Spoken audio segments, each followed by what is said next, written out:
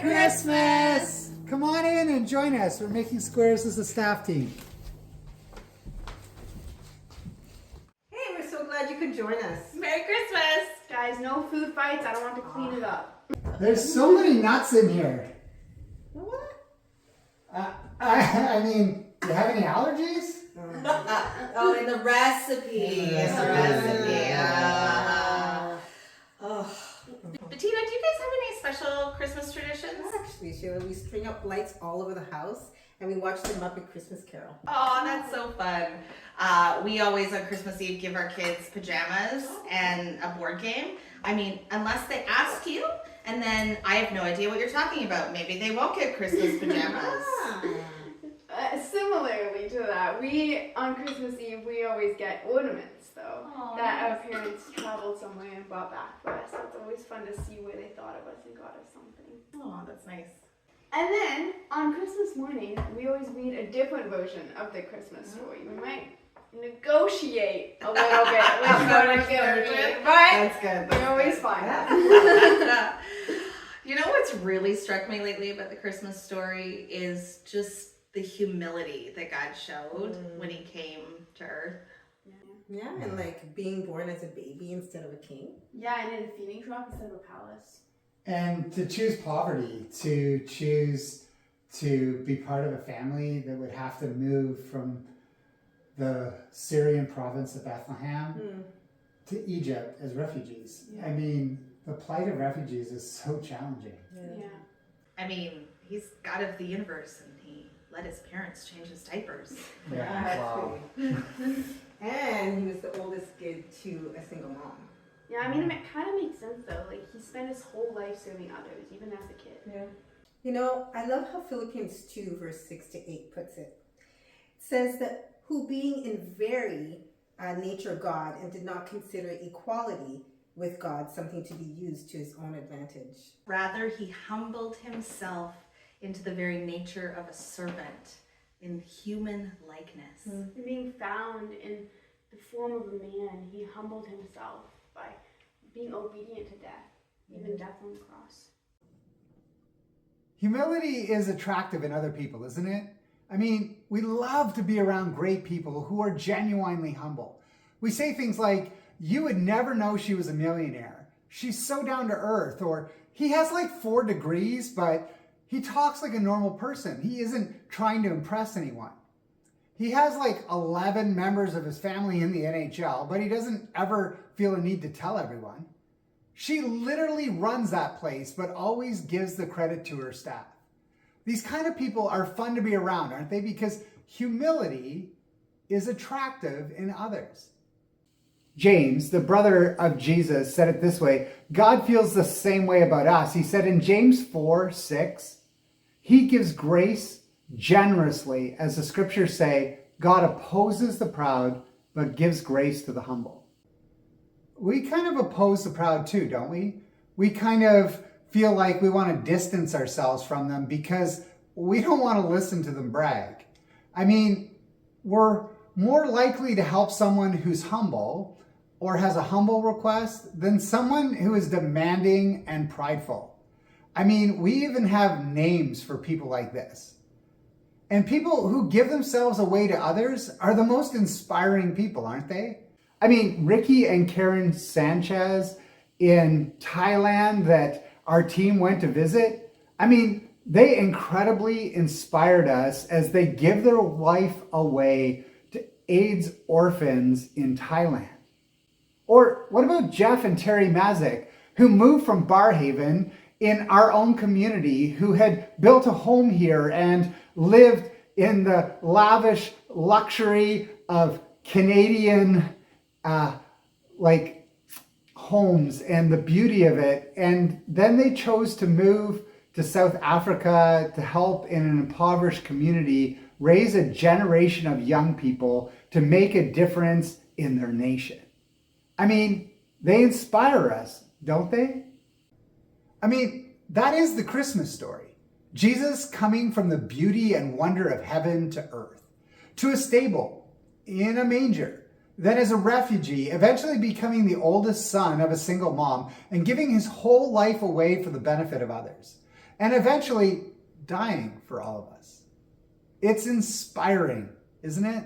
I mean, I imagine a house where everyone puts everyone else's needs before their own. How awesome would it be to live in that house? I mean, imagine if Christians in Ottawa carried the kind of humility Jesus had in our own posture with others. What kind of impact would we have by just loving our neighbor as ourselves?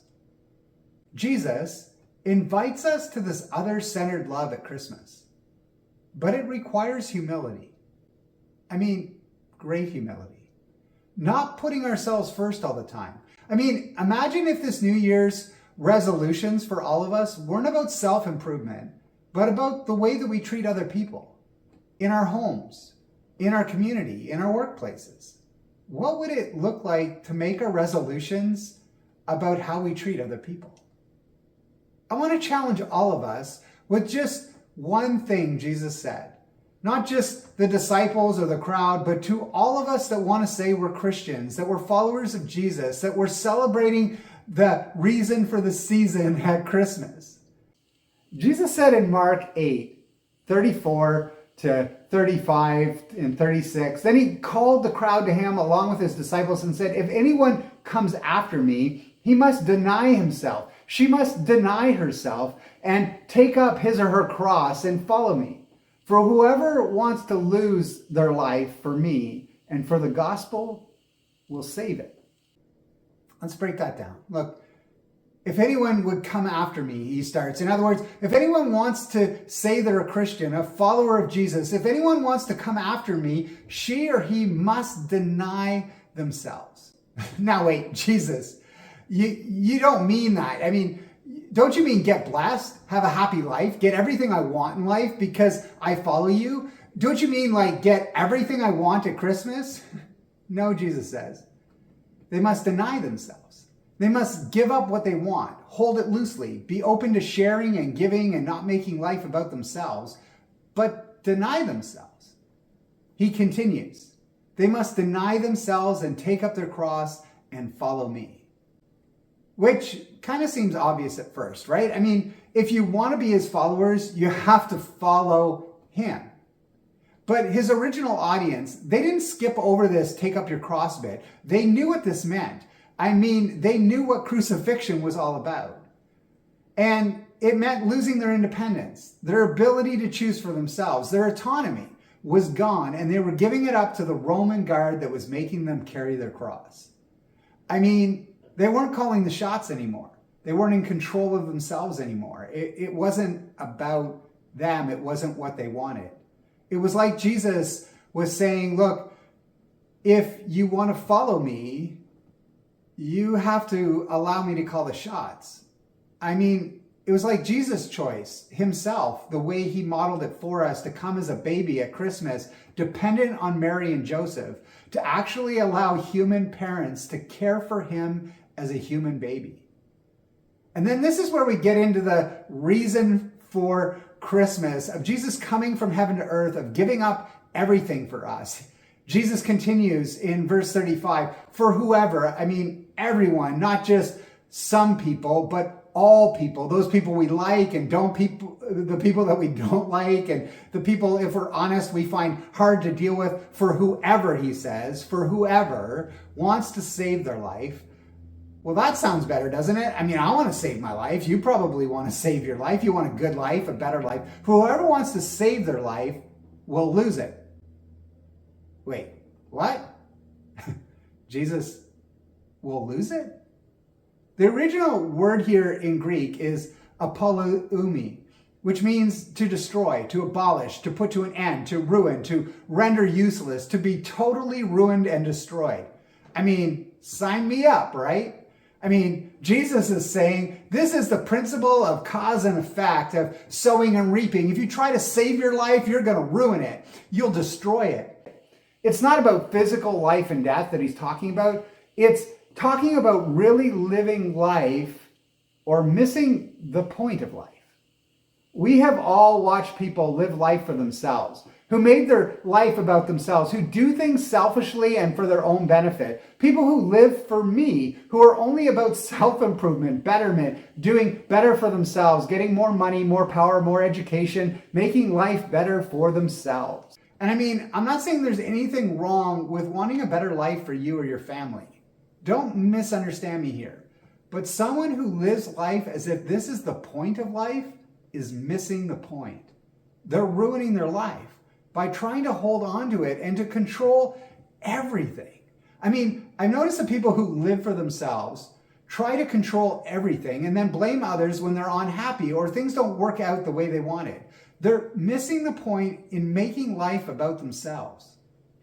Jesus, the King who came to the manger, invites us to live a very different purpose, to live a very different way. In verse 35, he continues, but whoever loses their life, not physically or literally, but those who proactively choose to give their life away, to love others, to make life about others, those who choose to make their life available to others. But whoever loses their life for me, this was getting selfish people to understand the way of Jesus, to understand what it means to give their life for the benefit of others. Did you know there are 101 another scriptures in the New Testament, of which 59 specifically teach us how to relate to each other and how to actually live life with an other-centered mindset? I mean, Jesus wants us to understand that we're called to lose our life because we're called to give it away to others. Jesus continues, but whoever loses their life for me and for the good news will save it. I mean, this is how you save yourself from yourself, by giving your life away to others, by being willing to sacrifice for others, living the other-centered life of humility that Jesus lived and modeled for us, making our life about others, loving our neighbor as ourselves. Making your New Year's resolution about the way that you treat others instead of just about self-improvement. I mean, my worst moments, and I would suggest that potentially your worst moments are selfish too, aren't they? I mean, the moments we are least proud of in life and don't really want to share with others when we're talking about things are selfish things, aren't they? I mean, we are benefiting at the expense of others. We're indulging at the cost of someone else. We're hoarding at the loss of others. I mean, I think that's why the final verse says in verse 36, what good is it for a man or a woman to gain the whole world but forfeit or lose their own soul? Because gaining everything this world has to offer doesn't satisfy our soul, our deep longing for meaning and purpose in this life. Humility, the way of the manger and the cross, other-centered living, loving our neighbor as ourselves, is choosing to lose to win. The way of Christmas, of Jesus choosing to come in the form of a human baby, is choosing to lose our life, to have others win, to win ourselves ultimately. The central message of the Christmas story is God's love wrapped in humility. So what does it look like for you to love in humility this Christmas? What does it look like for you to love in humility this Christmas? What would it look like to love and to act humbly this Christmas? Yeah, like instead of asking what's in it for me, what's in it for others. Yeah, looking to how you can help others to gain in the situation instead of how you can gain for yourself. Like, what if while you're in a long line, especially at Christmas time, what if you prayed for everybody in line ahead of you instead of being frustrated by how long they're taking? That's really That's good. true, yeah. What about when you go for a walk, that you would just stop and pray for your neighbors as you walk? Yeah, it's true. Finding out what you can do with your free weekend to serve others instead of trying to serve yourself with that weekend. Yeah, you do that already. Okay, Pastor B, okay. I really want to live that other kind of humble way, that centered kind of way that Jesus invites us into. Yeah. Yeah. It's such a good question, isn't it? I mean, what does it look like to love humbly this Christmas like Jesus?